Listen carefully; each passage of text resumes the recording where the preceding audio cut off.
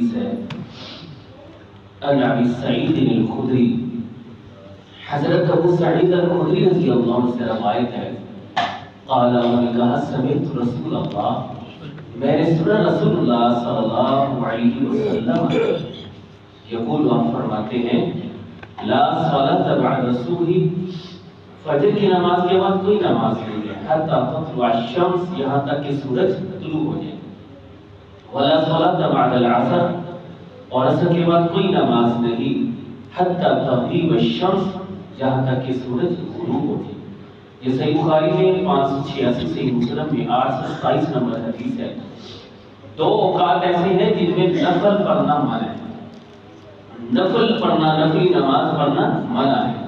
ایک جس طرح ہم نے ابھی نماز فجر پڑھی الحمدللہ، نماز فجر میں 2 سنت اور 2 فرض ہیں، اس کے بعد سورج نکلنے تک کوئی نماز نہیں پڑھتی، سورج طلوع ہونے تک مزید نفل پڑھنا جائز ہے۔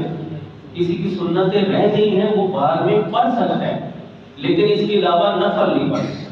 اسی طرح عصر کی نماز جب ہم نے پڑھی تو عصر کی نماز کے بعد مغرب تک نفل پڑھنا جائز نہیں۔ کسی کی فرضی نماز رہتی ہے تو وہ ایک الگ بات ہے، ویسے تو نفل نہیں پڑھنے سے تو ہمارے اسلام نے منع کیا۔